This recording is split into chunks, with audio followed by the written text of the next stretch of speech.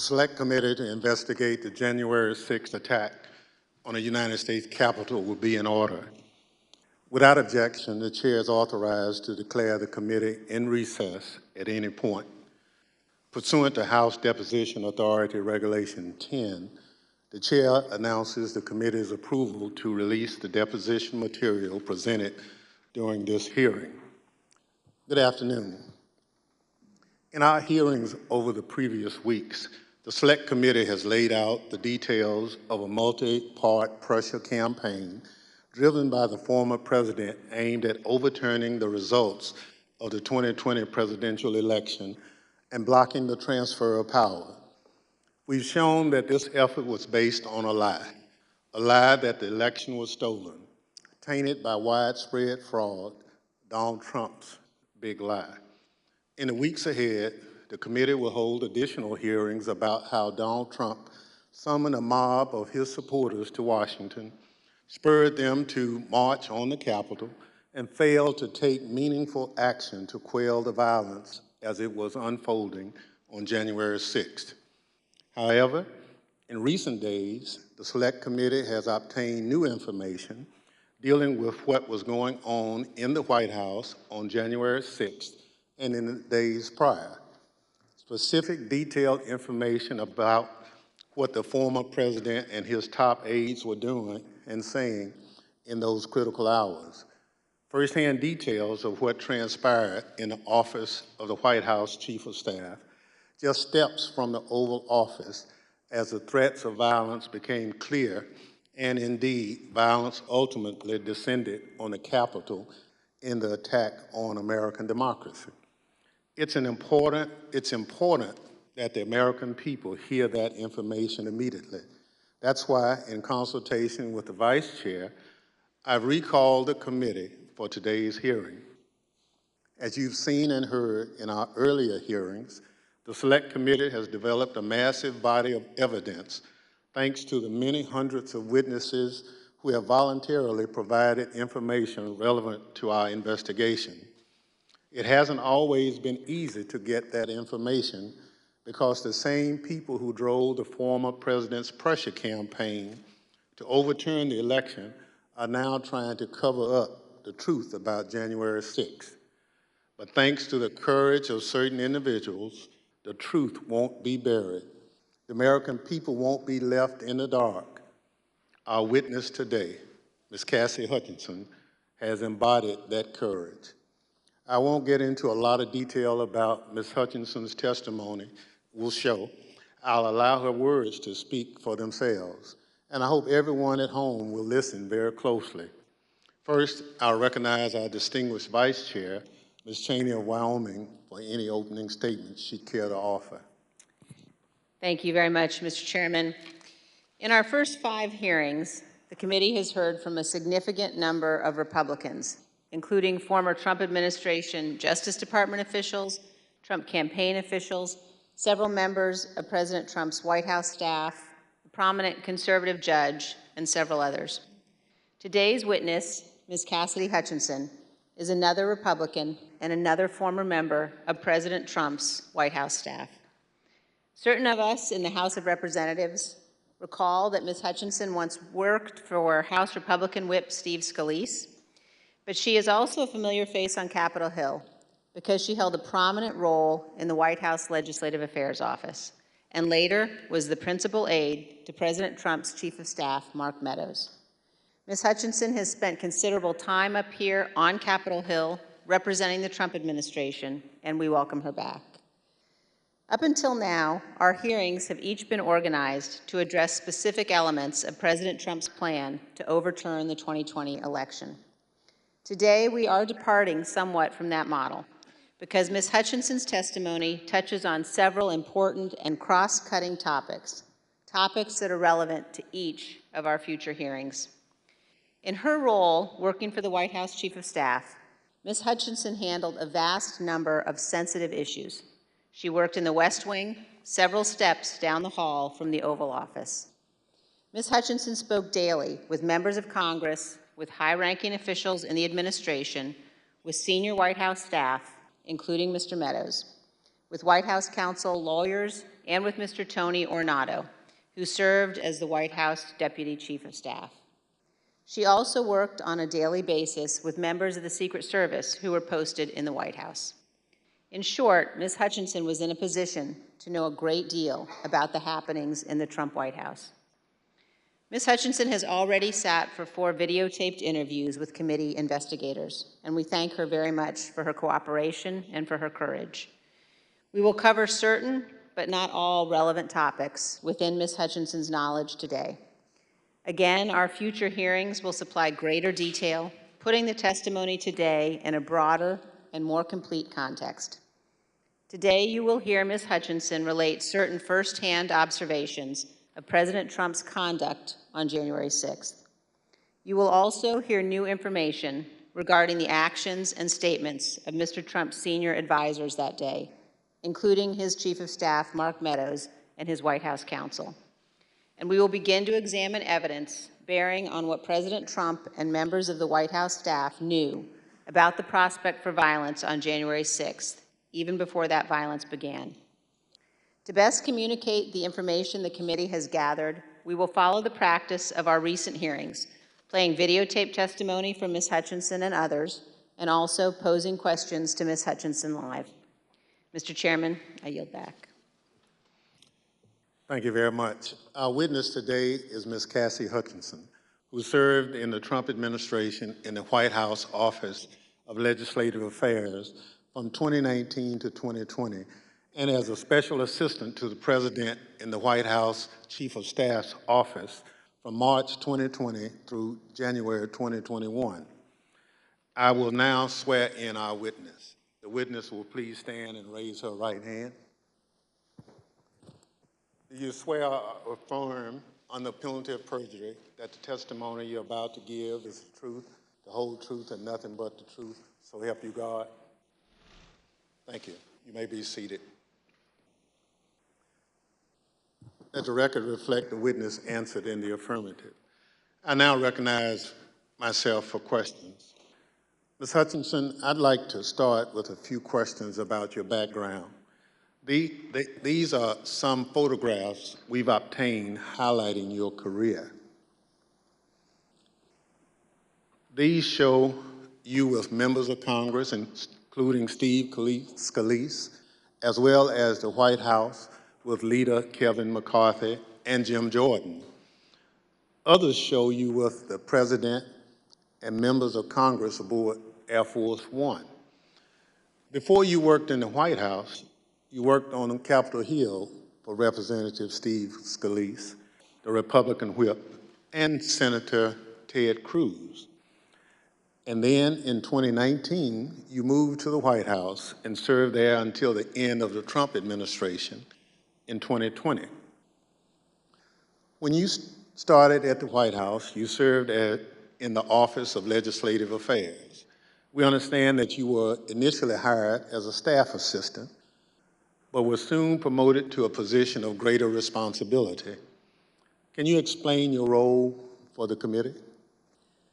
When I moved over to the White House Chief of Staff's office with Mr. Meadows when he became the 4th Chief of Staff, it's difficult to describe a typical day. I was a special assistant to the President and an advisor to the Chief of Staff. The days depended on what the President was doing that day, and that's kind of how my portfolio was reflected. I had a lot of outreach with members of Congress, senior cabinet officials. I would work on policy issues with relevant internal components and members on the Hill, as well as security protocol at the White House complex for Mr. Meadows and the President. And then you received another promotion in March 2020. At that time, you became the principal aide to the new White House Chief of Staff, Mark Meadows. Is that right? That's correct, sir. What did a typical day look like for you in your work with Mr. Meadows? It varied with what was going on. We spent a lot of time on the Hill. I spent time on the Hill independently too, as I was his liaison for Capitol Hill. We did a lot of presidential travel engagements, but mostly I was there to serve what the Chief of Staff needed, and a lot of times what the Chief of Staff needed was a reflection of what the President's schedule was detailed to do that day.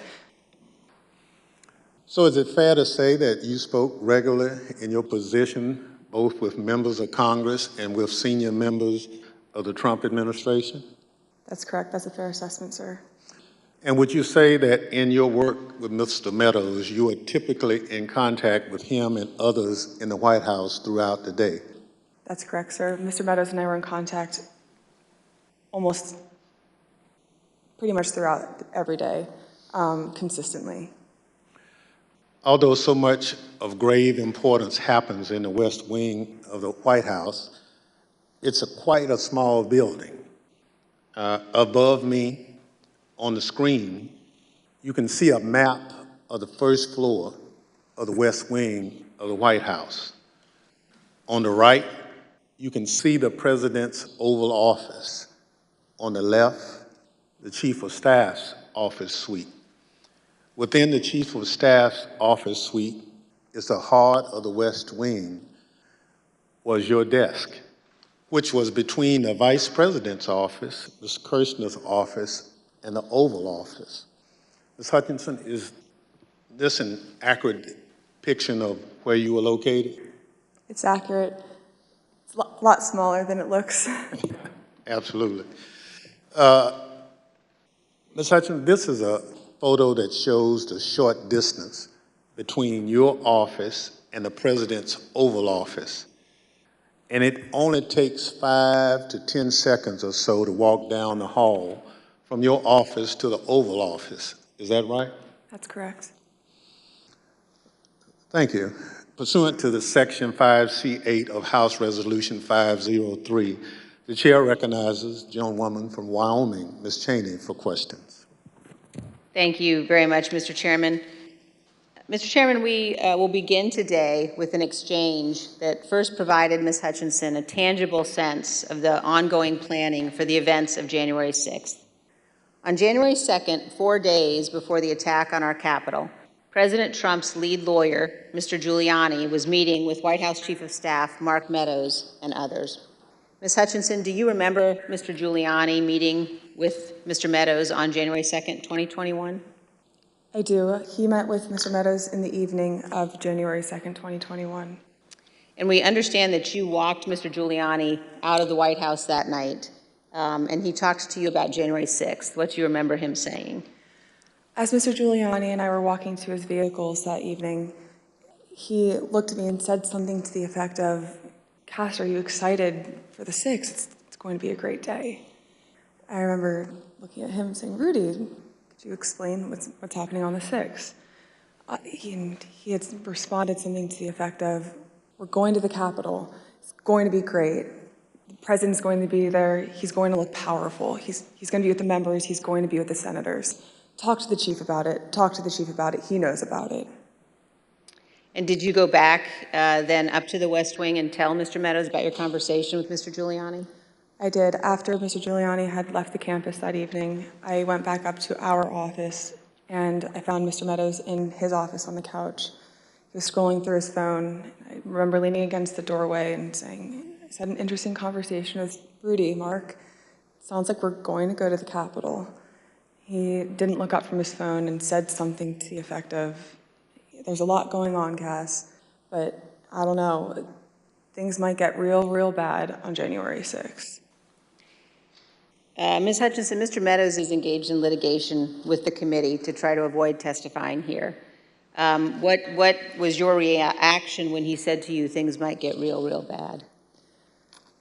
In the days before January 2nd, I was apprehensive about the 6th. I had heard general plans for a rally. I had heard tentative movements to potentially go to the Capitol. But when hearing Rudy's take on January 6th and then Mark's response, that evening was the first moment that I remember feeling scared and nervous for what could happen on January 6th. And I had a deeper concern for what was happening with the planning aspects of it.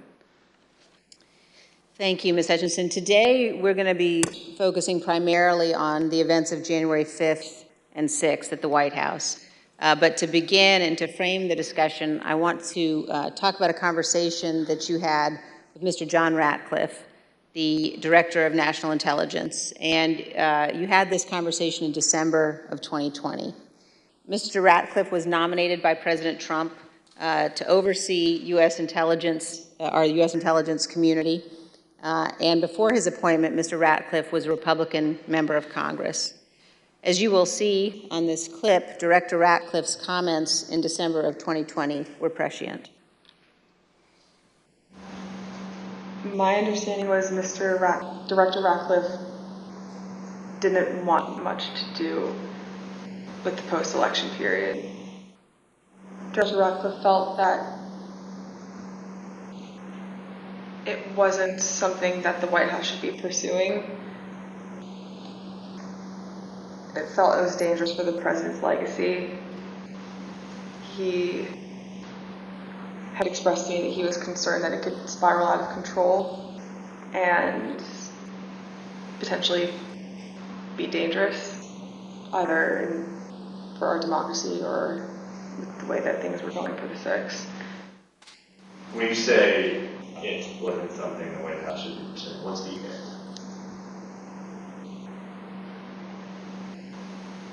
Trying to fight the results of the election, finding missing ballots, pressuring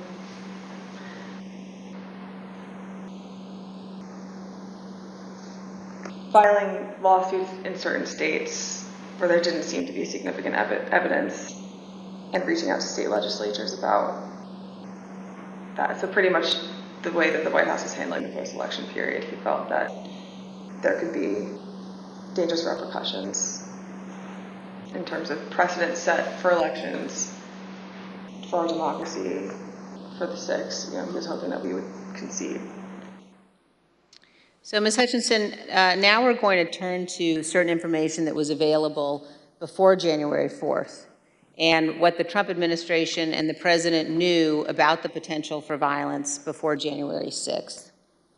On the screen, you will see an email received by Acting Deputy Attorney General Donahue on January 4th from the National Security Division of the Department of Justice. Mr. Donahue testified in our hearings last week. The email identifies apparent planning by those coming to Washington on January 6th to, quote, occupy federal buildings, and discussions of, quote, invading the Capitol building. Here's what Mr. Donahue said to us.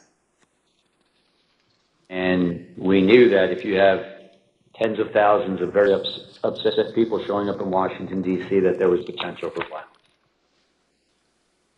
The U.S. Secret Service was looking at similar information and watching the planned demonstrations. In fact, their intelligence division sent several emails to White House personnel like Deputy Chief of Staff Tony Ornato and the head of the President's Protective Detail, Robert Engel, including certain materials listing events like those on the screen. The White House continued to receive updates about planned demonstrations, including information regarding the Proud Boys organizing and planning to attend events on January 6th. Although Ms. Hutchinson has no detailed knowledge of any planning involving the Proud Boys for January 6th, she did note this. I recall hearing the word Oath Keeper and hearing the word Proud Boys closer to the planning of the January 6th rally when Mr. Giuliani would be around. On January 3rd, the Capitol Police issued a special event assessment. In that document, the Capitol Police noted that the Proud Boys and other groups planned to be in Washington, D.C. on January 6th and indicated that, quote, unlike previous post-election protests, the targets of the pro-Trump supporters are not necessarily the counter-protesters as they were previously, but rather Congress itself is the target on the 6th.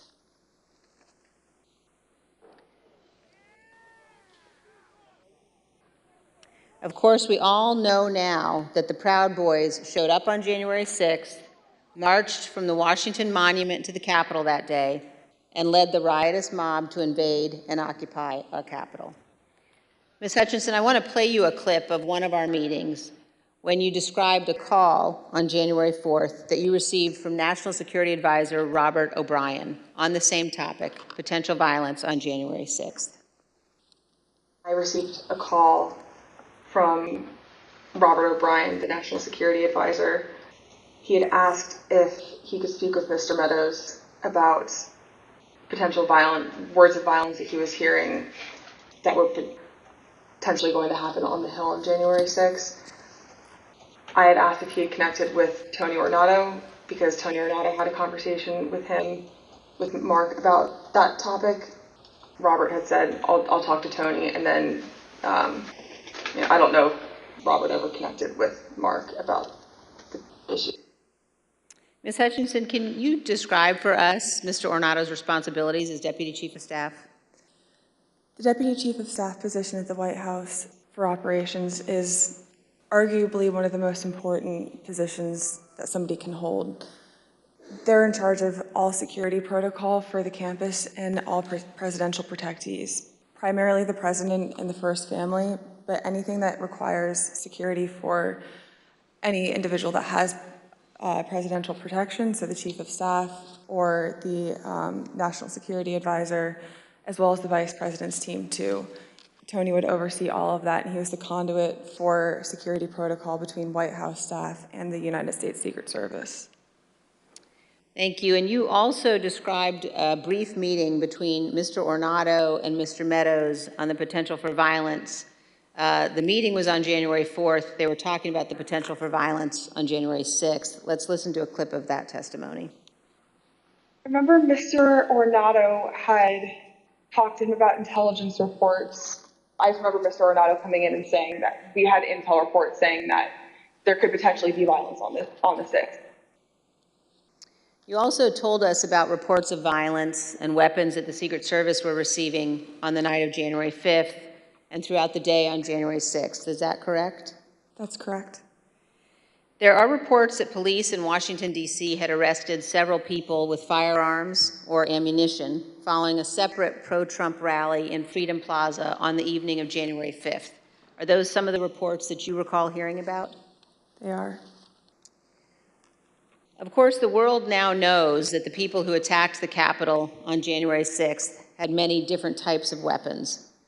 When a president speaks, the Secret Service typically requires those attending to pass through metal detectors, known as magnetometers, or mags for short. The Select Committee has learned that people who willingly entered the enclosed area for President Trump's speech were screened so they could attend the rally at the Ellipse. They had weapons and other items that were confiscated: pepper spray, knives, brass knuckles, tasers, body armor, gas masks, batons, blunt weapons. And those were just from the people who chose to go through the security for the president's event on the Ellipse, not the several thousand members of the crowd who refused to go through the mags and watched from the lawn near the Washington Monument. The Select Committee has learned about reports from outside the magnetometers and has obtained police radio transmissions identifying individuals with firearms, including AR-15s, near the Ellipse on the morning of January 6th. Let's listen. There's an individual who's in a tree. He's going to be a white male, about 6 feet tall, thin build, brown cowboy boots. He's got blue jeans and a blue jean jacket, and underneath the blue jean jacket, the complainant both saw a stock with AR-15. He's going to be with a group of individuals, about five to eight other individuals.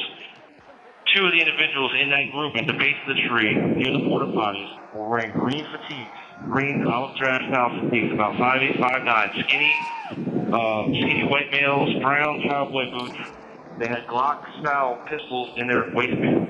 8736 with the message that subject weapon on his right hip. After that, he's in the tree. Motor 1, make sure PPD knows they have an elevated threat in the tree south side of Constitution Avenue.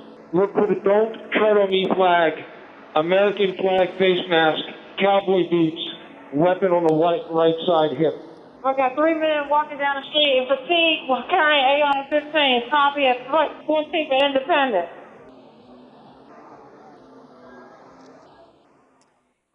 AR-15s at 14th and Independence. As you saw in those emails, the first report that we showed, we now know was sent in the 8 o'clock hour on January 6th. This talked about people in the crowd wearing ballistic helmets and body armor, carrying radio equipment and military-grade backpacks. The second report we showed you on the screen was sent by the Secret Service in the 11 a.m. hour, and it addressed reports of a man with a rifle near the ellipse. Ms. Hutchinson, in prior testimony, you described for us a meeting in the White House around 10 a.m. in the morning of January 6th, involving Chief of Staff Meadows and Tony Ornato. Were you in that meeting? I was. Let's listen to your testimony about that meeting, and then we'll have some questions. I think the last time we talked, you mentioned that some of the weapons that people had at the rally included flagpoles, oversized sticks or flagpoles, bear spray. Is there anything else that you recall hearing about that the people who would gather on the ellipse had? I recall Tony and I having a conversation with Mark probably around 10 a.m., 10:15 a.m., where I remember Tony mentioning knives, guns in the form of pistols and rifles, bear spray, body armor, spears, and flagpoles. Spears were one item, flagpoles were one item, and then Tony had relayed to me something to the effect of, and these effing people are fastening spears onto the ends of flagpoles. Ms. Hutchinson, here's a clip of your testimony regarding Mr. Meadows' response to learning that the rally attendees were armed that day. What was Mark's reaction, Mr. Meadows' reaction to this list of weapons that people had in the crowd? When Tony and I went in to talk to Mark that morning, Mark was sitting on his couch and on his phone, which was something typical. And I remember Tony just got right into it. I was like, sorry, I just want to let you know, and had informed him, like, this is how many people we have outside the mags right now. These are the weapons that we're known to have. It's possible he listed more weapons off that I just don't recall. And gave him a brief but inconcise explanation, but also fairly thorough. And I remember distinctly Mark not looking up from his phone. And I remember Tony finishing his explanation and it taking a few seconds for Mark to say his name, to the point where I almost said, Mark, did you hear him? And then Mark chimed in and was like, all right, anything else? Still looking down at his phone. And Tony looked at me and I looked at Tony and Tony said, no, sir, do you have any questions? He's like, what are you hearing? And then I looked at Tony and I was like, sir, he just told you about what was happening down at the rallies. And he was like, yeah, I know. And then he looked up and said, have you talked to the president? And Tony said, yes, sir, he's aware too. He said, all right, good. He asked Tony if Tony had informed the president. Yes. And Tony said, yes, he had. So, Ms. Hutchinson, is it your understanding that Mr. Ornato told the president about weapons at the rally on the morning of January 6th? That's what Mr. Ornato relayed to me. And here's how you characterize Mr. Meadows' general response when people raised concerns about what could happen on January 6th. So at the time, in the days leading up to the 6th, there were lots of public reports about how things might go bad on the 6th, even the potential for violence. If I'm hearing you correctly, what stands out to you is that Mr. Meadows did not share those concerns, or at least did not act on those concerns? Did not act on those concerns would be accurate. But other people raised them to him? Like in this exchange, you mentioned that Mr. Ornato pulled him aside. That's correct. Ms. Hutchinson, we're going to show now an exchange of texts between you and Deputy Chief of Staff Ornato. And these text messages were exchanged while you were at the ellipse. In one text, you write, but the crowd looks good from this vantage point as long as we get the shot. He was effing furious. And the text messages also stress that President Trump kept mentioning the OTR, an off-the-record movement. We're going to come back and ask you about that in a minute. But could you tell us, first of all, who it is in the text who was furious? The he in that text that I was referring to was the president. And why was he furious, Ms. Hutchinson? He was furious because he wanted the arena that we had on the ellipse to be maxed out at capacity for all attendees. The advance team had relayed to him that the mags were free-flowing. Everybody who wanted to come in had already come in, but he still was angry about the extra space and wanted more people to come in. And did you go to the rally in the presidential motorcade? I was there, yes, in the motorcade. And were you backstage with the president and other members of his staff and family? I was.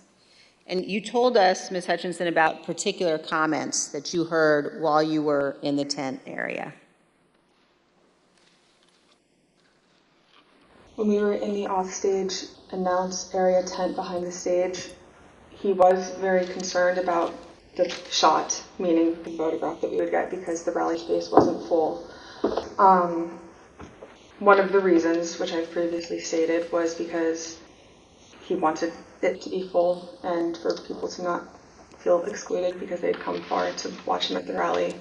And he felt the mags were at fault for not letting everybody in. But another leading reason, and likely the primary reason, is because he wanted it full and he was angry that we weren't letting people through the mags with weapons, what the Secret Service deemed as weapons and our weapons.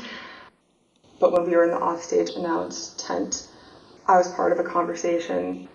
I was in the vicinity of a conversation where I overheard the president say something to the effect of, you know, I don't effing care that they have weapons.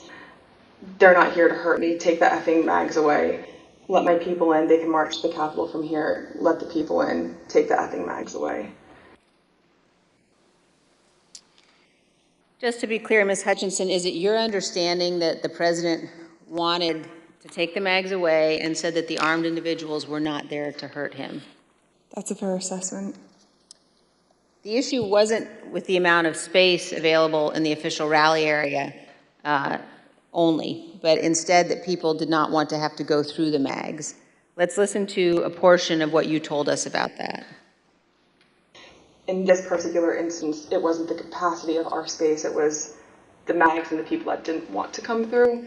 And that's what Tony had been trying to relay to him that morning. You know, it's not the issues that we encountered on the campaign. We have enough space, or they don't want to come in right now. They have weapons that they don't want confiscated by the Secret Service, and they're fine on the mall. They can see you on the mall, and they want to march straight to the Capitol from the mall. The president apparently wanted all attendees inside the official rally space and repeatedly said, quote, "They're not here to hurt me." And just to be clear, so he was told again in that conversation, or was he told again in that conversation, that people couldn't come through the mags because they had weapons? Correct.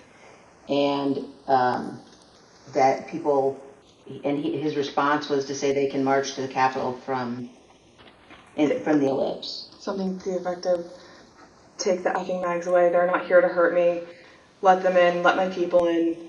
They can march to the Capitol after the rally's over. They can march from the ellipse. Take the effing mags away.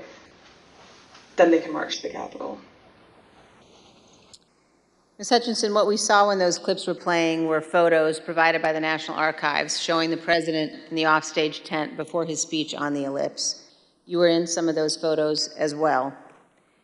And I just want to confirm that that is when you heard the president say the people with weapons weren't there to hurt him and that he wanted the Secret Service to remove the magnetometers. That's correct. In the photos that you displayed, we were standing towards the front of the tent with the TVs, really close to where he would walk out to go onto the stage. These conversations happened 2 to 3 minutes before he took the stage that morning. Let's reflect on that for a moment. President Trump was aware that a number of the individuals in the crowd had weapons and were wearing body armor. And here's what President Trump instructed the crowd to do. We're going to walk down, and I'll be there with you. We're going to walk down. We're going to walk down anyone you want, but I think right here we're going to walk down to the Capitol. And the crowd, as we know, did proceed to the Capitol. It soon became apparent to the Secret Service, including the Secret Service teams in the crowd, along with White House staff, that security at the Capitol would not be sufficient. I had 2 or 3 phone conversations with Mr. Renato when we were at the ellipse, and then I had 4 men on Mr. Meadows' detail with me in between those individuals and then a few other bodies on the ground as the Secret Service doing advance. They were getting notifications through their radios, and Mr. Renato in one phone conversation had called me and said, make sure the chief knows that they're getting close to the Capitol. It's they're having trouble stacking bodies. And Ms. Hutchinson, when you said they were having trouble stacking bodies, did you mean that law enforcement at the Capitol needed more people to defend the Capitol from the rioters? It was becoming clear to us and to the Secret Service that Capitol police officers were getting overrun at the security barricades outside of the Capitol building, and they were short people to defend the building against the rioters. And you mentioned that Mr. Ornato was conveying this to you because he wanted you to tell Mr. Meadows. So did you tell Mr. Meadows that people were getting closer to the Capitol and that Capitol Police was having difficulty? After I had the conversation with Mr. Meadows, after I had the conversation with Mr. Ornato, I went to have the discussion with Mr. Meadows. He was in a secure vehicle at the time making a call. So when I had gone over to the car, I went to open the door to let him know, and he had immediately shut it. I don't know who he was speaking with. It wasn't something that he regularly did, especially when I would go over to give him information. So I was a bit taken aback, but I didn't think much of it, and thinking that I would be able to have the conversation with him a few moments later. And were you able to have that conversation a few moments later? Probably about 20 to 25 minutes later. There was another period in between where he shut the door again, and then when he finally got out of the vehicle, we had the conversation. But at that point, there was a backlog of information that he should have been made aware of. And so you opened the door to the control car, and Mr. Meadows pulled it shut? That's correct. And he did that 2 times? That's correct.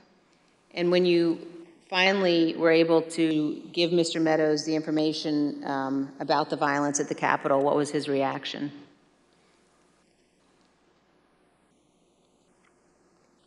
He almost had a lack of reaction.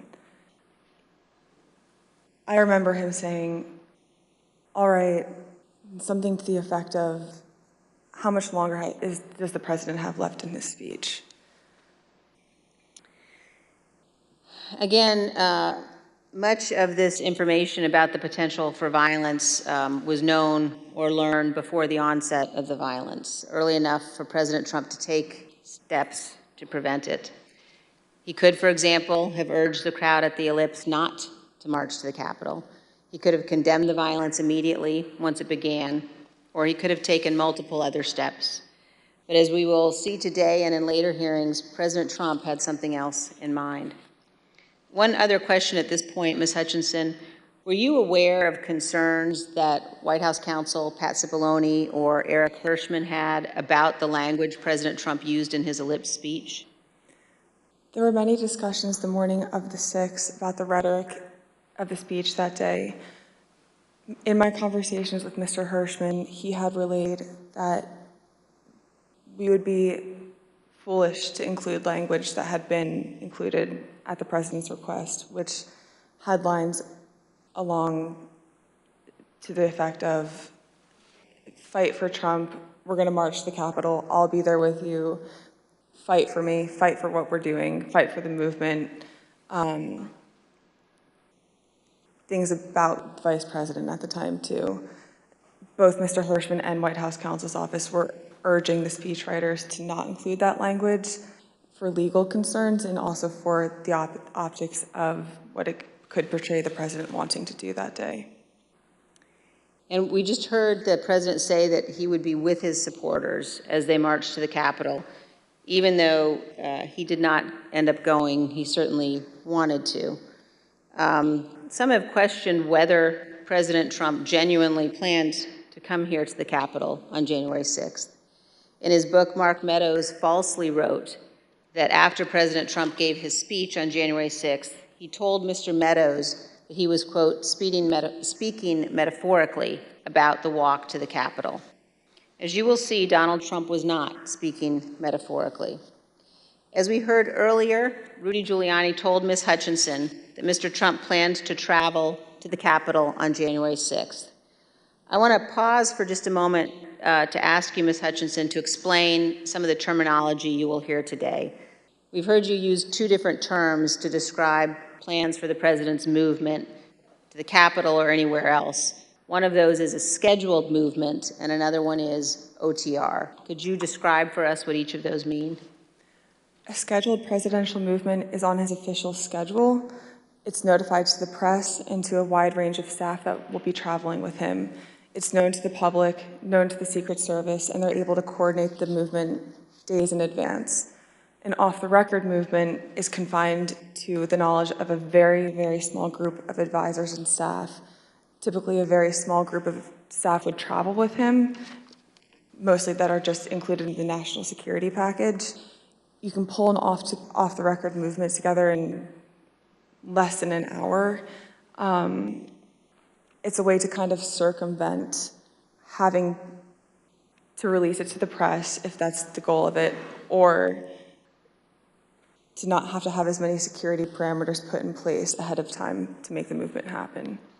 Thank you. And let's turn back now to the president's plans to travel to the Capitol on January 6th. We know that White House counsel Pat Cipollone was concerned about the legal implications of such a trip, and he agreed with the Secret Service that it shouldn't happen. Ms. Hutchinson, did you have any conversations with Pat Cipollone about his concerns about the president going to the Capitol on January 6th? On January 3rd, Mr. Cipollone had approached me, knowing that Mark had raised the prospect of going up to the Capitol on January 6th. Mr. Cipollone and I had a brief private conversation where he said to me, we need to make sure that this doesn't happen. This would be legally a terrible idea for us. We have serious legal concerns if we go up to the Capitol that day. And he then urged me to continue relaying that to Mr. Meadows, because it's my understanding that Mr. Cipollone thought that Mr. Meadows was indeed pushing this along with the president. And we understand, Ms. Hutchinson, that you also spoke to Mr. Cipollone on the morning of the 6th as you were about to go to the rally on the Ellipse. And Mr. Cipollone said something to you like, make sure the movement to the Capitol does not happen. Is that correct? That's correct. I saw Mr. Cipollone right before I walked out onto West Exec that morning, and Mr. Cipollone said something to the effect of, please make sure we don't go up to the Capitol, Cassidy. Keep in touch with me. We're going to get charged with every crime imaginable if we make that movement happen. And do you remember which crimes Mr. Cipollone was concerned with? In the days leading up to the 6th, we had conversations about potentially obstructing justice or defrauding the electoral count. Let's hear about some of those concerns that you mentioned earlier in one of your interviews with us. Having a private conversation with Pat late in the afternoon of the 3rd or the 4th, that Pat was concerned it would look like we were obstructing justice or obstructing the electoral college count. And I apologize for probably not being very firm with my legal terms here, but that it would look like we were obstructing what was happening on Capitol Hill. And he was also worried that it would look like we were inciting a riot or encouraging a riot to erupt on the Capitol, at the Capitol. In fact, in the days before January 6th and on January 6th itself, President Trump expressed to multiple White House aides that he wanted to go to the Capitol after his speech. Here's what various White House aides have told the committee about the president's desire to go to the Capitol. Did the president tell you this, that he wanted to speak at the Capitol? Correct, yes. during the meeting in the dining room, did the idea of the president proceeding or walking to the Capitol on the 6th after his speech come up? Walking to the Capitol? No. Driving to the Capitol? It came up. Okay, how did it come up and what was discussed? He brought it up. He said, I want to go down to the Capitol. What about him marching to the Capitol on the 6th? Yes. Tell us about that. So it's kind of a general thing. I mean, to get into the specifics of it, I was aware of the desire of the president to potentially march to the or accompany the rally attendees to the Capitol. When did you first hear about this idea of the president accompanying rally attendees to the Capitol on the 6th? Well, this was at the 6th. This was during the after he finished his remarks. When the president said that he would be going to the Capitol during his speech on the ellipse, the Secret Service scrambled to find a way for him to go. We know this from witnesses and the Secret Service, also from messages among staff on the President's National Security Council. The NSC staff were monitoring the situation in real time, and you can see how the situation evolved in the following chat log that the committee has obtained. As you can see, NSC staff believed that Mogul, the president, was, quote, going to the Capitol, and, quote, they are finding the best route now. From these chats, we also know the staff learned of the attack on the Capitol in real time. When President Trump left the ellipse stage at 1:10, the staff knew that rioters had invaded the inaugural stage and Capitol Police were calling for all available officers to respond. When Republican leader Kevin McCarthy heard the president say he was going to the Capitol, he called you, Ms. Hutchinson. Isn't that right? That's correct. And in this text message, you told Tony Ornato, quote, McCarthy just called me too. And do you guys think you're coming to my office? Tell us about the call that day with Leader McCarthy during the president's speech on the ellipse. I was still in the tent behind the stage, and when you're behind the stage, you can't really hear what's going on in front of you. So when Mr. McCarthy called me with this information, I answered the call and he sounded rushed, but also frustrated and angry at me. And I was confused because I didn't know what the president had just said. He then explained, the president just said he's marching to the Capitol. You told me this whole week you aren't coming up here. Why would you lie to me? I said, I'm not lying. I wasn't lying to you, sir. We're not going to the Capitol. And he said, well, he just said it on stage, Cassidy. Figure it out. Don't come up here. I said, I'll run the traps on this and I'll shoot you a text. I can assure you we're not coming up to the Capitol. We've already made that decision. He pressed a little bit more, believing me, but I think frustrated that the president had said that. And we ended the phone conversation after that.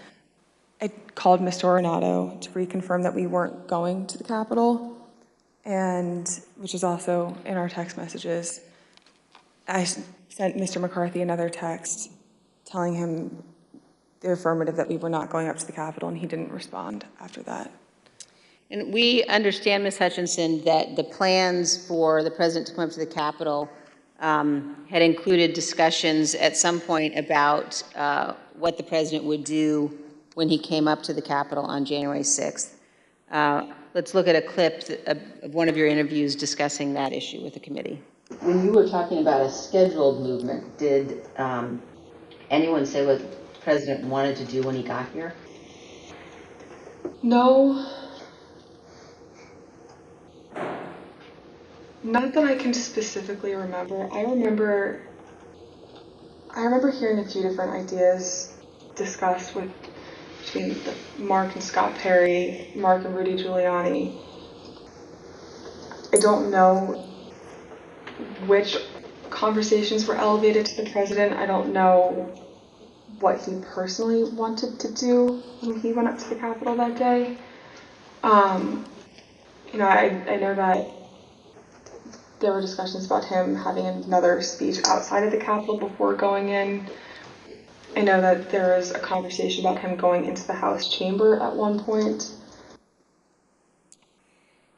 As we've all just heard, in the days leading up to January 6th, on the day of the speech, both before and during and after the rally speech, President Trump was pushing his staff to arrange for him to come up here to the Capitol during the electoral vote count.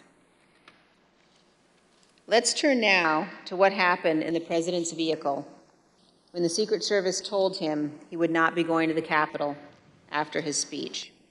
First, here is the president's motorcade leaving the ellipse after his speech on January 6th.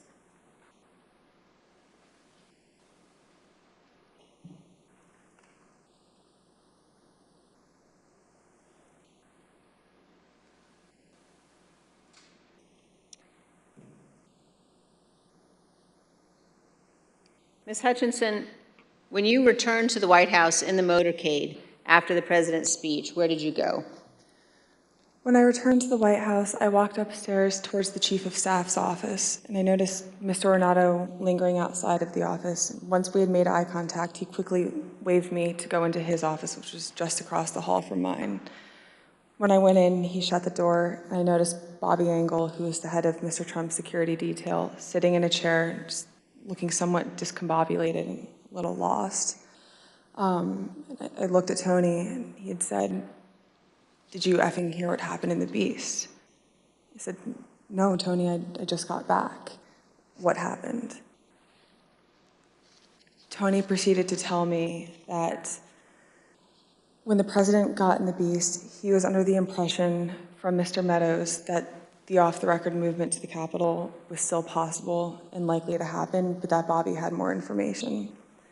So once the president had gotten into the vehicle with Bobby, he thought that they were going up to the Capitol, and when Bobby had relayed to him, "We're not, we don't have the assets to do it, it's not secure, we're going back to the West Wing," the president had a very angry response to that. Tony described him as being irate. The president said something to the effect of, "I'm the effing president, take me up to the Capitol now." To which Bobby responded, "Sir, we have to go back to the West Wing." The president reached up towards the front of the vehicle to grab at the steering wheel. Mr. Engel grabbed his arm, said, "Sir, you need to take your hand off the steering wheel. We're going back to the West Wing. We're not going to the Capitol." Mr. Trump then used his free hand to lunge towards Bobby Engel, and when Mr. Ornato had recounted this story to me, he had motioned towards his clavicles. And was Mr. Engel in the room as Mr. Ornato told you this story? He was. Did Mr. Engel correct or disagree with any part of the story from Mr. Ornato? Mr. Engel did not correct or disagree with any part of the story. Did Mr. Engel or Mr. Ornato ever after that tell you that what Mr. Ornato had just said was untrue? Neither Mr. Ornato nor Mr. Engel told me ever that it was untrue. And despite this altercation, this physical altercation, during the ride back to the White House, President Trump still demanded to go to the Capitol. Here's what Kayleigh McEnany, the White House press secretary at the time, wrote in her personal notes and told the committee about President Trump's desire to go to the Capitol after returning to the White House. When you wrote, POTUS wanted to walk to the Capitol, was that based solely on what the president said during his speech or anything that he or anybody else said afterwards? So to the best of my recollection, I believe when we got back to the White House, he said he wanted to physically walk with the marchers, and according to my notes, he then said he'd be fine with just riding the Beast. But to the best of my recollection, he wanted to be a part of the march in some fashion. Okay, and just for the record, the Beast refers to the presidential limousine? Yes. President Trump did not go to the Capitol that day. We understand that he blamed Mark Meadows for that. So prior to leaving the rally site, when he got off the stage and everybody was making the movement back to the motorcade, I had overheard Mr. Meadows say to him then, as I had prior to Mr. Trump taking the stage that morning, that he was still working on getting an off-the-record movement to the Capitol. So when Mr. Trump took the stage, he was under the impression via Mr. Meadows that it was still possible. So when he got off the stage, I had relayed to Mr. Meadows that I had another conversation with Tony. The movement was still not possible. Mr. Meadows said, okay. And then as they proceeded to go to the motorcade, and Mr. Meadows had reiterated, we're going to work on it, sir. Talk to Bobby. Bobby has more information. Mark got into his vehicle, to my understanding. Trump got into the Beast. And after we had all arrived back at the White House, later in the day, it had been relayed to me via Mark that the president wasn't happy that Bobby didn't pull it off for him and that Mark didn't work hard enough to get the movement on the books. The physical altercation that Ms. Hutchinson described in the presidential vehicle was not the first time that the president had become very angry about issues relating to the election. On December 1, 2020, Attorney General Barr said in an interview that the Department of Justice had not found evidence of widespread election fraud sufficient to change the outcome of the election. Ms. Hutchinson, how did the president react to hearing that news?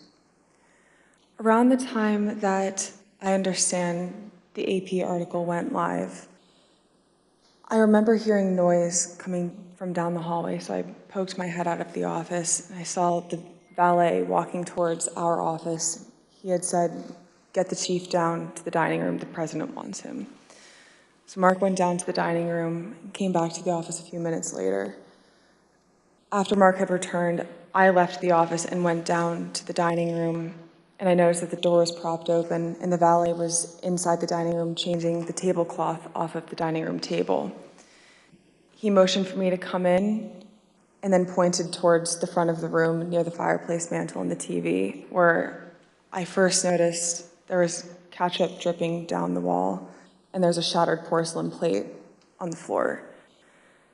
The valet had articulated that the president was extremely angry at the Attorney General's AP interview and had thrown his lunch against the wall,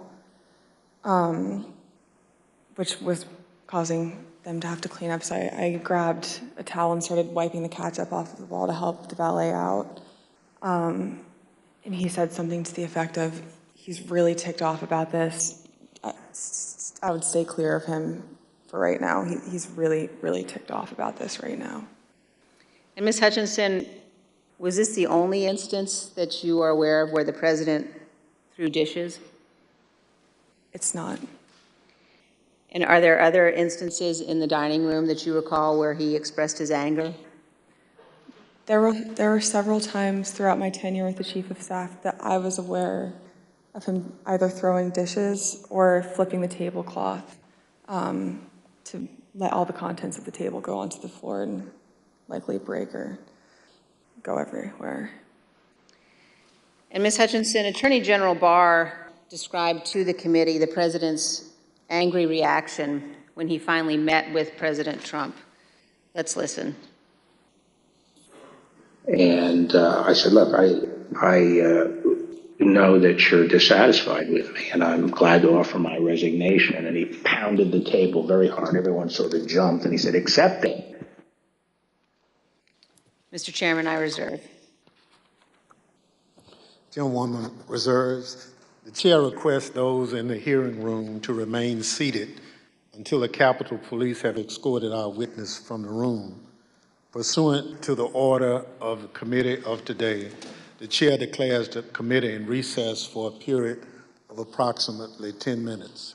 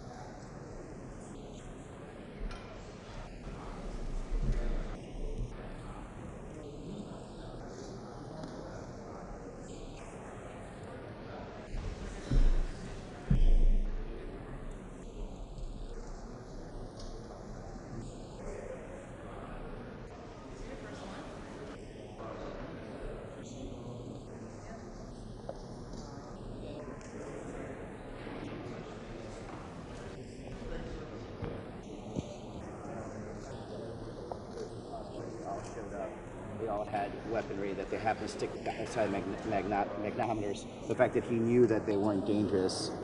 We don't even know where Roger Stone is involved in all of this. The fact that he was trying to get to the Capitol to basically lead them into the Capitol. It tells you that this president had insurrection on his mind, was trying to interfere with Congress's duty to, certify the election. And, the question is what happens next and where is Merrick Garland in all of this? So I'm going to go take a break. Thank you. Mr. Gallego, what do you think about Mr. Biggs denying Ms. Hutchinson's allegations? Mr. Biggs could come under oath and deny it, and then we could see who's more willing to tell the truth. She's willing to go under oath. Mr. Biggs seems to be the coward right now by not going under oath. Thank you.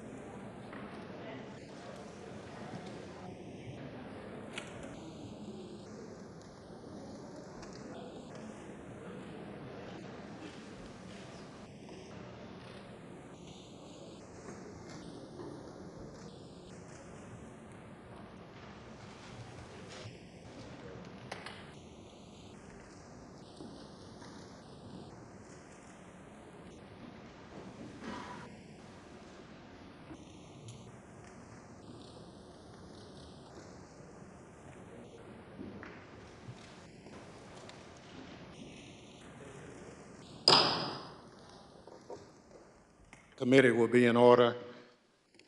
Chair recognizes the gentlewoman from Wyoming, Vice Chair Cheney. Thank you, Mr. Chairman. Before we turn to what Ms. Hutchinson saw and heard in the White House during the violent attack on the Capitol on January 6th, let's discuss certain communications White House Chief of Staff Mark Meadows had on January 5th.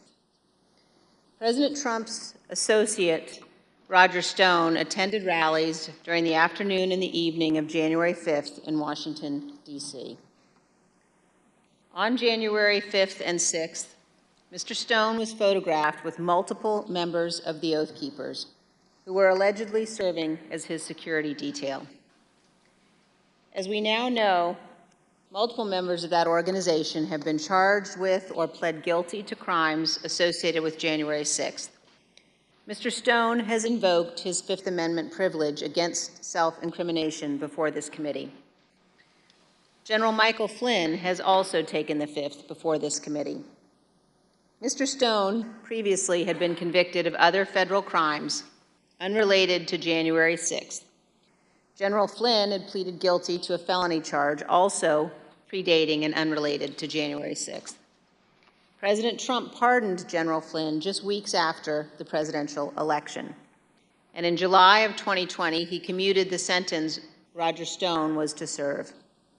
The night before January 6th, President Trump instructed his Chief of Staff, Mark Meadows, to contact both Roger Stone and Michael Flynn regarding what would play out the next day. Ms. Hutchinson, is it your understanding that President Trump asked Mark Meadows to speak with Roger Stone and General Flynn on January 5th? That's correct. That is my understanding. And Ms. Hutchinson, is it your understanding that Mr. Meadows called Mr. Stone on the 5th? I'm under the impression that Mr. Meadows did complete both a call to Mr. Stone and General Flynn the evening of the 5th. And do you know what they talked about that evening, Ms. Hutchinson? I'm not sure. Is it your understanding that Mr. Giuliani, Mr. Eastman, and others had set up what has been called, quote, a war room at the Willard Hotel on the night of the 5th? I was aware of that the night of the 5th. And do you know if Mr. Meadows ever intended to go to the Willard Hotel on the night of the 5th? Mr. Meadows had a conversation with me where he wanted me to work with Secret Service on a movement from the White House to the Willard Hotel so he could attend the meeting or meetings with Mr. Giuliani and his associates in the war room. And what was your view as to whether or not Mr. Meadows should go to the Willard that night? I had made it clear to Mr. Meadows that I didn't believe it was a smart idea for him to go to the Willard Hotel that night. I wasn't sure everything that was going on at the Willard Hotel, although I knew enough about what Mr. Giuliani and his associates were pushing during this period. I didn't think that it was something appropriate for the White House Chief of Staff to attend or to consider involvement in. I made that clear to Mr. Meadows. Throughout the afternoon, he mentioned a few more times going up to the Willard Hotel that evening and then eventually dropped the subject the night of the 5th and said that he would dial in instead. So General Flynn has appeared before this committee, and when he appeared before our committee, he took the 5th. Let's briefly view a clip of General Mike Flynn taking the Fifth Amendment. General Flynn, do you believe the violence on January 6th was justified? Do we have? Yes.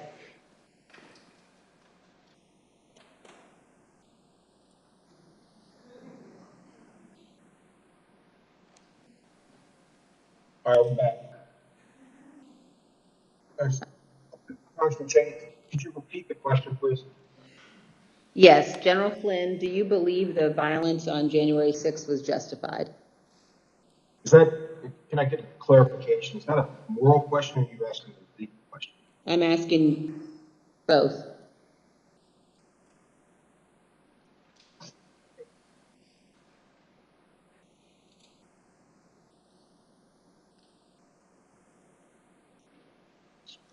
I said the fifth. Do you believe the violence on January 6th was justified morally? Take the fifth. You believe the violence on January 6th was justified legally? Fifth. General Flynn, do you believe in the peaceful transition of power in the United States of America? The fifth. Let's move on now to January 6th and the conduct of Donald Trump and Mark Meadows during the attack on the Capitol. Ms. Hutchinson, I'd like now for us to listen to a description, your description of what transpired in the West Wing during the attack. For context, in this clip, you describe the time frame starting at about 2 p.m. So I remember Mark being alone in his office for quite some time, and I know we've spoken about Ben Williamson going in at one point, and I don't personally remember Ben going in, and I don't doubt that he had gone in. But I remember him being alone in his office for most of the afternoon, around 2 o'clock to 2:05. Around 2 o'clock to 2:05, we were watching the TV, and I could see that the rioters were getting closer and closer to the Capitol. Mark still hadn't popped out of his office or said anything about it. So that's when I went into his office. I saw that he was sitting on his couch on his cell phone. Same as the morning where he was just kind of scrolling and typing. I said, "Hey, are you watching the TV, Chief?" His TV was small, and you can see it, but I didn't know if he was really paying attention. I said, "You watching the TV, Chief?" He was like, "Yeah." "The rioters are getting really close. Have you talked to the president?" He said, "No, he wants to be alone right now." Still looking at his phone. So I started to get frustrated because, I sort of felt like I was watching this is not a great comparison, but a bad car accident that was about to happen where you can't stop it, but you want to be able to do something. And I remember thinking in that moment, Mark needs to snap out of this, and I don't know how to snap him out of this, but he needs to care. And I just remember I blurted out, I said, "Mark, do you know where Jim's at right now?" And he looked up at me at that point and said, "Jim?" And I said, "Mark, he was on the floor a little while ago giving a floor speech. Did you listen?" He said, "Yeah, it was real good. Did you like it?" And I said, "Yeah. Do you know where he's at right now?" He said, "No, I haven't heard from him." And I said, "You might want to check in with him, Mark." And I remember pointing at the TV and I said, "The rioters are getting close. They might get in." And he looked at me and said something to the effect of, "All right, I'll give him a call." Not long after the rioters broke into the Capitol, you described what happened with White House counsel Pat Cipollone. No more than a minute and a half later, I see Pat Cipollone barreling down the hallway towards our office and rushed right in, looked at me, said, "Is Mark in his office?" And I said, "Yes." He just looked at me and started shaking his head and went over, opened Mark's office door, stood there with the door propped open, and said something to Mark is still sitting on his phone. I remember glancing and he's still sitting on his phone. And I remember Pat saying to him something to the effect of, "The rioters have gotten to the Capitol, Mark. We need to go down and see the president now." And Mark looked up at him and said, "He doesn't want to do anything, Pat." And Pat said something to the effect of, and very clearly had said this to Mark, something to the effect of, "Mark, something needs to be done or people are going to die and the blood's going to be on your effing hands. This is getting out of control. I'm going down there." And at that point, Mark stood up from his couch, both of his phones in his hand. He had his glasses on still. He walked out with Pat. He put both of his phones on my desk and said, "Let me know if Jim calls." And they walked out and went down to the dining room. A few minutes later, Representative Jordan called back. A couple minutes later, so likely around between 2:15 and 2:25. I know the tweet went out at 2:24. I don't remember if I was there when the tweet went out or if it happened right afterwards, but Jim had called. I answered the phone, said 1 second. He knew it was, I guess he knew it was me. I introduced myself, but I don't remember if he called my cell phone or if he had called one of Mark's. But I answered the phone and said, 1 sec, Mark's on the hall, I'm going to go hand the phone to him. He said, okay. So I went down, I asked the valet if Mark was in the dining room. The valet said yes. I opened the door to the dining room, briefly stepped in to get Mark's attention, showed him the phone, like flipped the phone his way so he could see it said Jim Jordan. He had stepped to where I was standing there holding the door open, took the phone talking to Jim with the door still propped open. So I took a few steps back. So I probably was 2 feet from Mark. He was standing in the doorway going into the Oval Office dining room. They had a brief conversation, and in the crossfires, I heard briefly like what they were talking about, but in the background, I had heard conversations in the Oval dining room at that point talking about the hang Mike Pence chants. That clip ended, Ms. Hutchinson, with you recalling that you heard the President, Mr. Meadows, and the White House counsel discussing the hang Mike Pence chants. And then you described for us what happened next. It wasn't until Mark hung up the phone, handed it back to me. I went back to my desk. A couple minutes later, him and Pat came back, possibly Eric Hirschman too. I'm pretty sure Eric Hirschman was there. But I'm confident it was Pat that was there. I remember Pat saying something to the effect of, Mark, we need to do something more. They're literally calling for the vice president to be effing hung. And Mark had responded something to the effect of, you heard him, Pat. He thinks Mike deserves it. He doesn't think they're doing anything wrong. To which Pat said something, this is effing crazy. We need to be doing something more. Briefly stepped into Mark's office. And when Mark had said something to the effect of, he doesn't think they're doing anything wrong, knowing what I had heard briefly in the dining room, coupled with Pat discussing the hang Mike Pence chants in the lobby of our office, and then Mark's response, I understood there to be the rioters in the Capitol that were chanting for the vice president to be hung. Let me pause here on this point.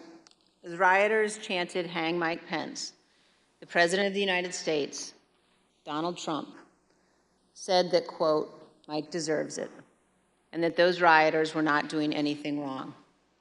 This is a sentiment that he has expressed at other times as well. In an interview with ABC News correspondent Jonathan Karl, President Trump was asked about the supporters chanting hang Mike Pence last year.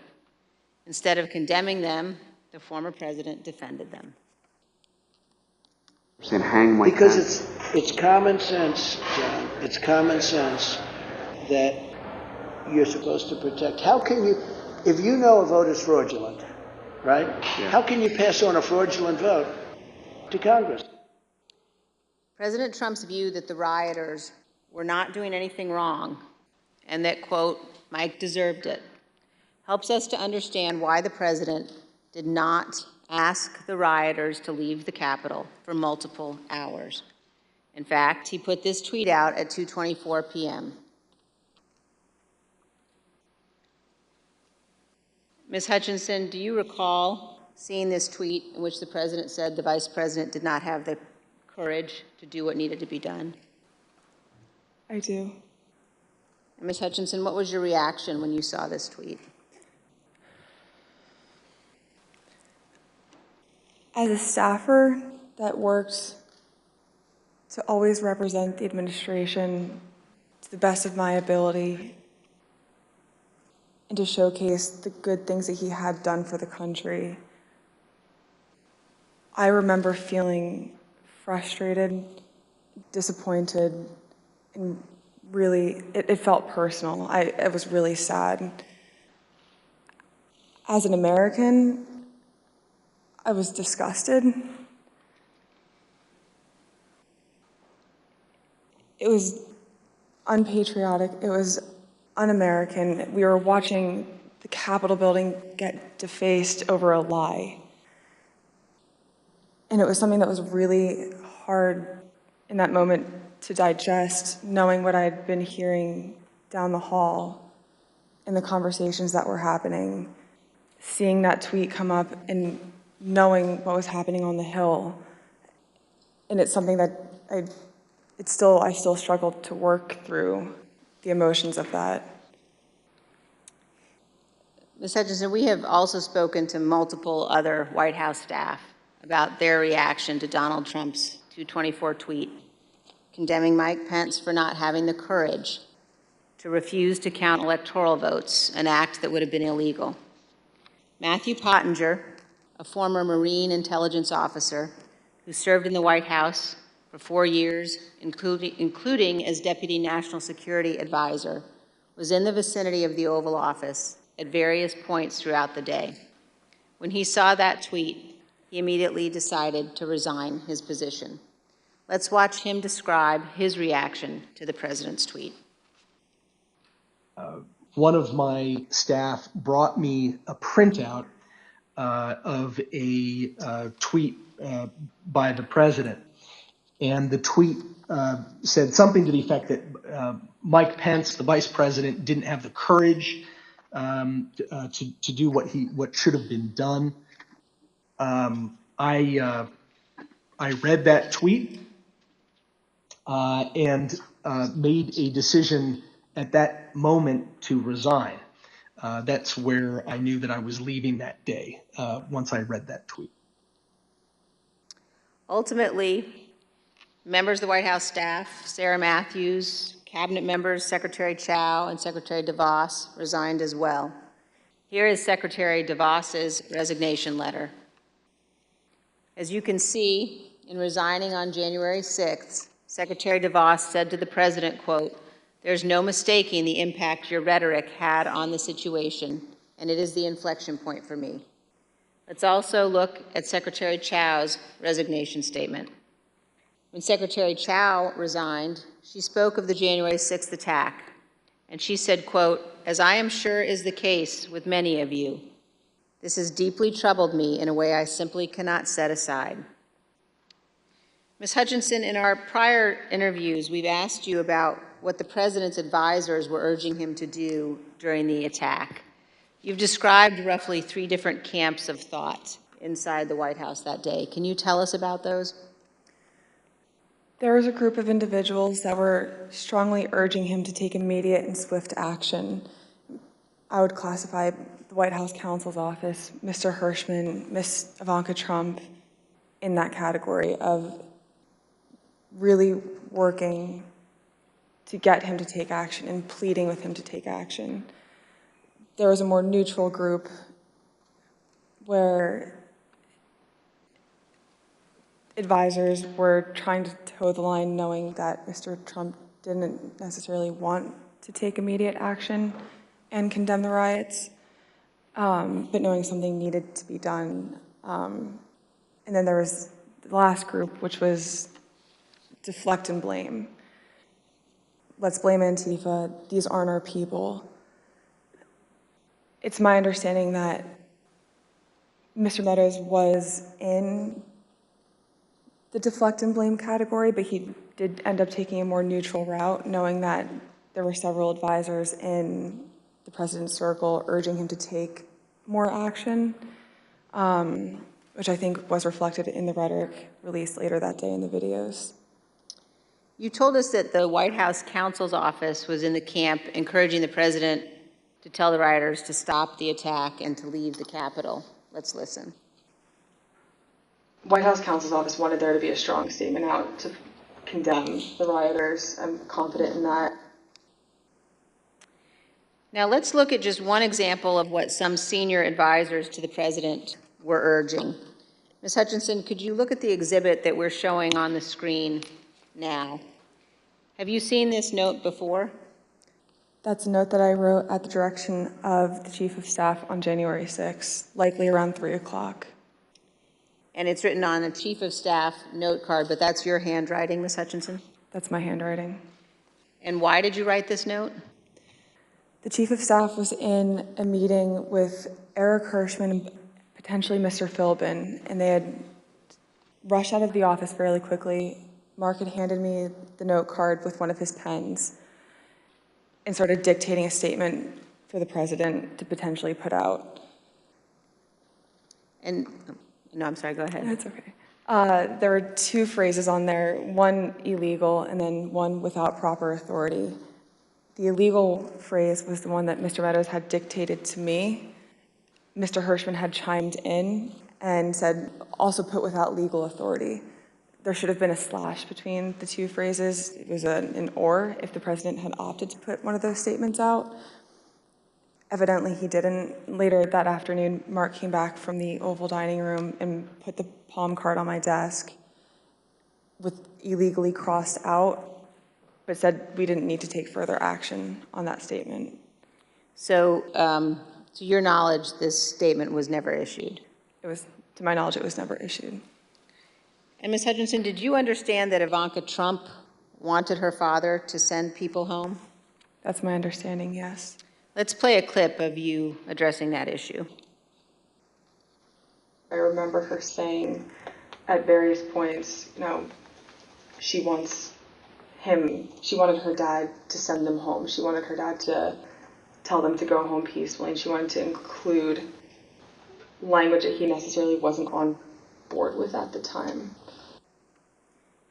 You will hear more about this at our later hearings, but we have evidence of many others imploring Donald Trump and Mark Meadows to take action.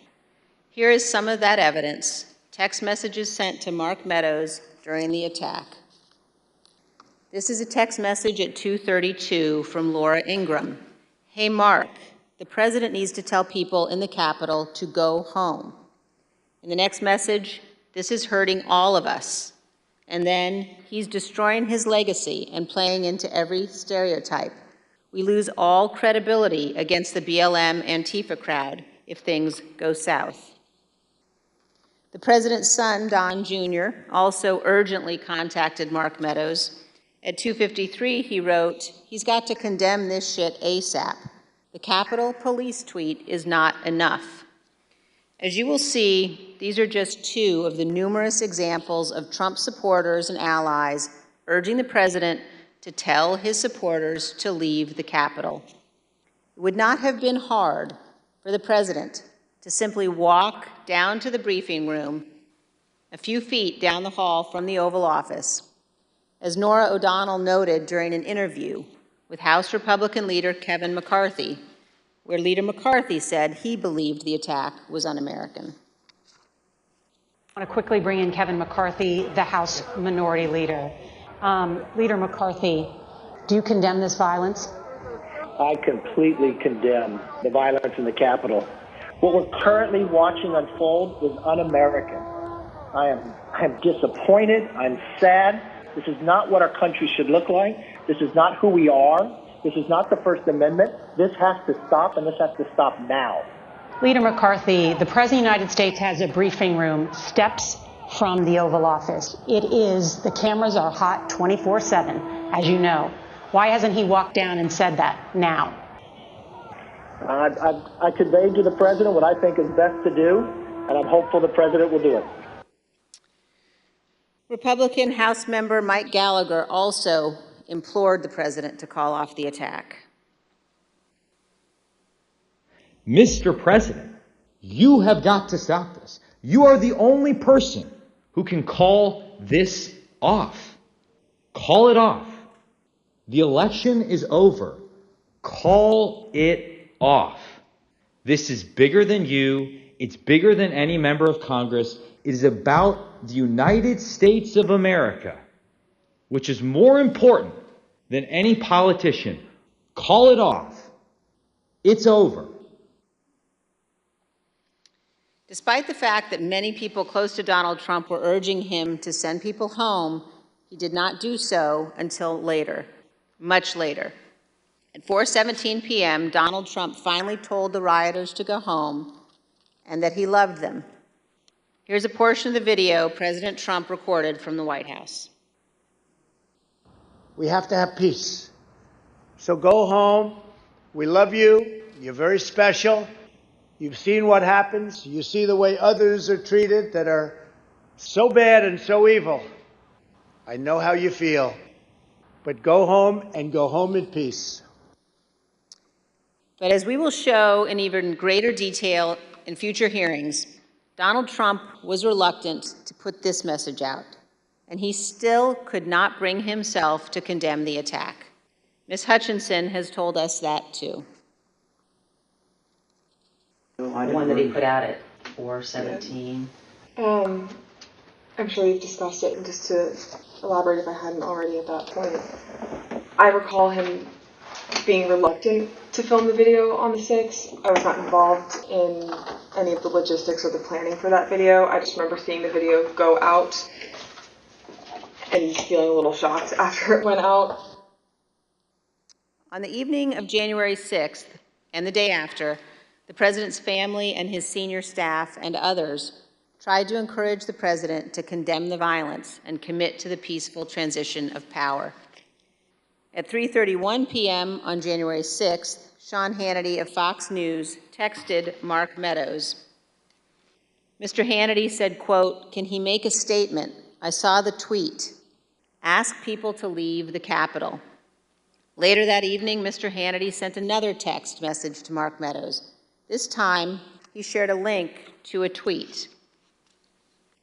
That tweet reported that President Trump's cabinet secretaries were considering invoking the 25th Amendment to remove President Trump from office. As you can see on the screen, the 25th Amendment to the Constitution creates a process for the transition of power if a president is unfit or unable to serve. 25th Amendment has never been used to remove a president. But the committee has learned that after the attack on the U.S. Capitol, this was being discussed by members of President Trump's cabinet as a way of stripping the full power of the presidency from Donald Trump. President Trump's supporters were worried. In addition to the tweet that he sent Mark Meadows after the attack, Sean Hannity apparently spoke with President Trump and warned him about what could happen. We understand that this text message that Sean Hannity sent to Kayleigh McEnany on January 7th shows what Mr. Hannity said to the president. First, no more stolen election talk. Second, impeachment and 25th Amendment are real. Many people will quit. Ms. Hutchinson, you told us that you were hearing about discussions related to the 25th Amendment. Here's part of what you said. Mr. Pompeo reached out to have the conversation with Mr. Meadows in case he hadn't heard the discussions amongst cabinet secretaries. And from what I understand, it was more of a, this is what I'm hearing, I want you to be aware of it, but I also think it's worth putting on your radar because you are the chief of staff, you're technically the boss of all the cabinet secretaries, and if conversations progress, you should be ready to take action on this. Like, I'm concerned for you and your positioning with this. Reach out to me if you have any questions or I can be helpful with you at all. Inside the White House, the president's advisors, including members of his family, wanted him to deliver a speech to the country. Deputy White House counsel Pat Philbin prepared the first draft of what would be the president's remarks on national healing, delivered via pre-taped video on January 7th. When he arrived at the White House on the 7th, Mr. Philbin believed that more needed to be said, so he sat down and started writing. He shared the draft with Pat Cipollone, who also believed the president needed to say more. Mr. Cipollone agreed with the content, as did Eric Hirschman, who reviewed the draft. The committee has learned that the president did not agree with the substance as drafted and resisted giving a speech at all. Ms. Hutchinson, do you recall discussions about the president's speech on January 7th? I do. Let's listen, Ms. Hutchinson, to what you told us about that and about the process of crafting those remarks. I learned from a conversation with Mark and overhearing between him and White House counsel and Eric Hirschman as well that Trump didn't necessarily think he needed to do anything more on the 7th than what he had already done on the 6th. When he was convinced to put out a video on the 7th, I understand that he had a lot of opinions about what the context of that announcement were to entail. I had original drafts of the speech where there were several lines that didn't make it in there about prosecuting the rioters or calling them violent. He didn't want that in there. He wanted to put in there that he wanted to potentially pardon them.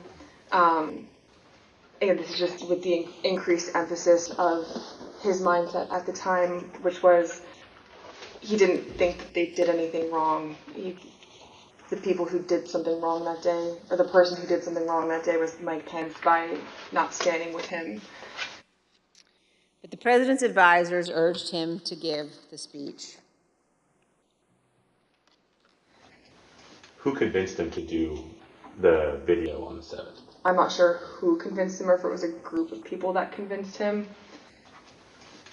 Who was in the group that you're aware of? That I'm aware of: Mark, Ivanka, Jared Kushner, Eric Hirschman, Pat Zabloni, Pat Philbin. Those are the people that I'm aware of. Do you know why that group of people thought it was necessary for him to release a statement?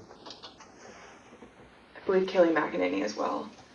From what I understood at the time, and from what the reports were coming in, there's a large concern of the 25th Amendment potentially being invoked, and there were concerns about what would happen in the Senate if the 25th was invoked. So the primary reason that I had heard, other than, we did not do enough on the 6th, we need to get a stronger message out there and condemn this, otherwise this will be our legacy. The secondary reason to that was, think about what might happen in the final 15 days of your presidency if we don't do this. There's already talks about invoking the 25th Amendment. You need this as cover.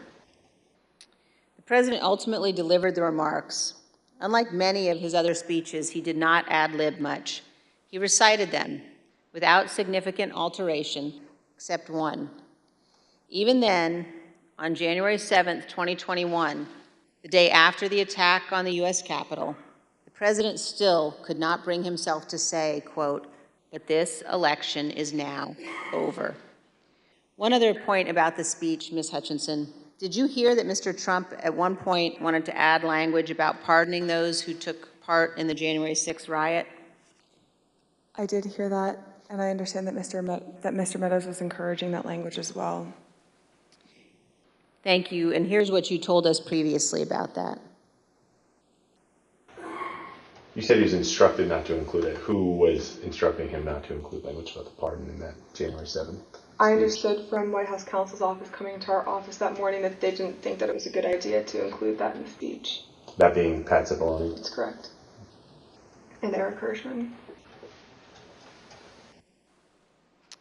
Ms. Hutchinson, did Rudy Giuliani ever suggest that he was interested in receiving a presidential pardon related to January 6th? He did.